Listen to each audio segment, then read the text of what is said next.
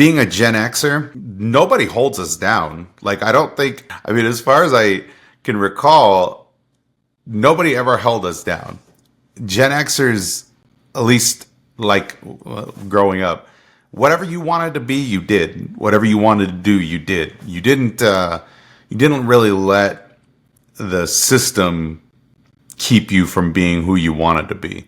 So I guess in a way, You're listening to Legacy Through Literacy, where we dissect the philosophy of money one mindset at a time. From uncovering why we settle for our current financial standing to facing the fears that keep us from taking that first crucial step, we tackle the beliefs that are holding you back. Guided by insights from legendary thinkers and today's financial trailblazers, we don't just talk about change, we empower you to own it. This isn't just talk, this is Legacy Through Literacy. My name's Eddie, and this is Legacy Through Literacy. On today's topic, we're talking about scaling your business and how when you're having a dream of what you want to create, it's important to understand not to invest outside of your means. I'm not going to say this is for everybody because some people, it's hard to say, right? Like you can create, I think sometimes luck will be in your favor and you might be able to create the thing that you're shooting to try to create. It doesn't mean that it is unattainable, and nor does it mean that pushing for what you want cannot be done. So I think a lot of people, they see the final product and not the drive in the beginning or the scale at which that business was given. I always think of kind of like the Bezos idea when he was working out of his garage. You know, he had a small shop, online shop, doing things out of his garage, scaled the business, grew. And I think this is probably the easiest function for what and where that I figured out where people are trying to actually create a business. You start small and what is easily accessible to you. This is why you hear about a lot of realtors. They start off in like a retail space, and in that retail space, they move into real estate kind of in a slow motion. There's always something else that they're doing to create this business. So you use your job or whatever it is that you're currently doing that's generating your income, use that to go towards creating your standing business. That's why scalable models are so functional, is because you can start small. You don't need to start at the top and try to keep up with the Joneses or keep up with the other people that are trying to instill these final outcomes. Because yes, drive is important, but so is resources. So is your time. So is your availability to what you can accomplish. So is your networking. So is your, just having a laptop, like basic functionality, right? Having a laptop, getting your paperwork in order for your IRS, for your business paperwork, being able to hire an assistant, all these things are going to be important in the process. So it always helps to start with your plan and know that you don't need the final outcome. You just need to start with the smaller scale. The function, I think, for a lot of people is you get in this thing where I don't know if it's just our culture or what it is that we try to think that we need to be the greatest all the time. I was listening to a podcast today, and the guy was talking about how athletes have to be the best. And when they're not the best, they feel defeated, and then they more or less give up. So his job was to try to kind of coerce them into knowing that they were getting better. And in my head, I'm like, that's such a strange, being a Gen Xer, nobody holds us down. Like, as far as I can recall, nobody ever held us down.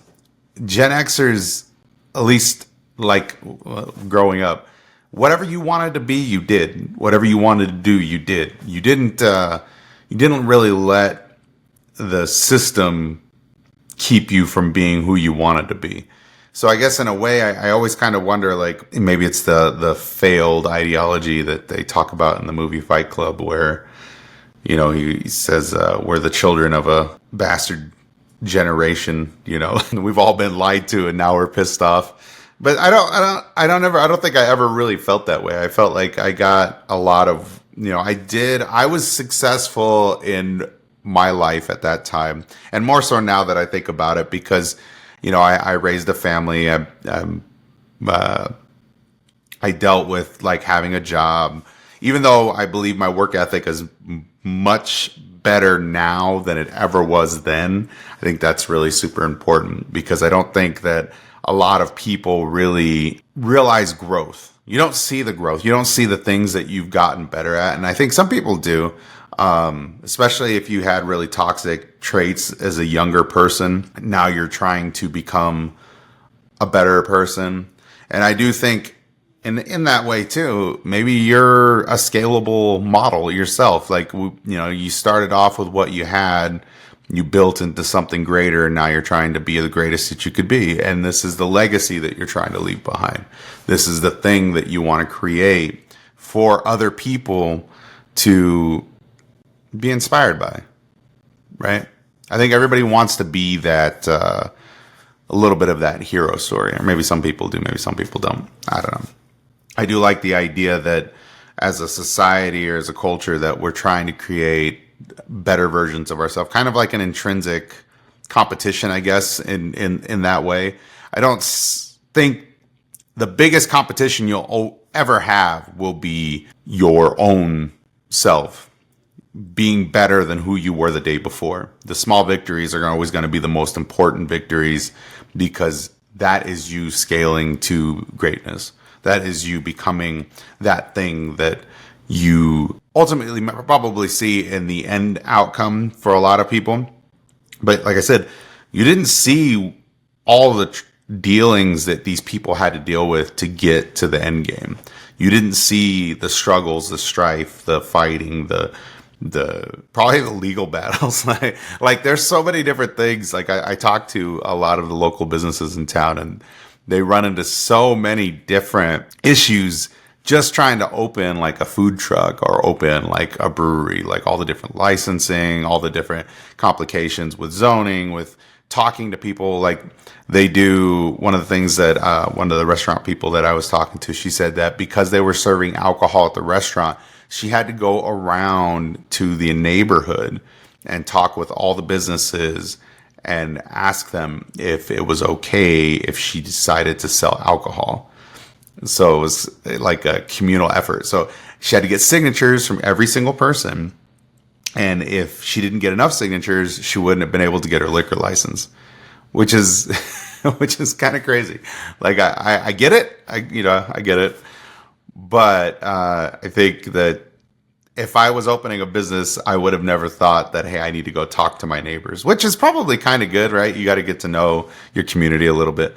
But there's so many things that are out there. It's like you don't see the struggles to what is to become your legacy. You'll never see that. So I think it's important to know that when you start your business and you're working with the scalable model, you know that you're going to just grow gradually. And as long as you're getting better every single time, every day you do a little bit better, every day you're moving towards that goal, then there's nothing that's going to stop you. All you need to do is be your best competition, hold yourself accountable, grow your model, and stick with what you're doing. At any rate, thanks for listening. Have a good day. Take care.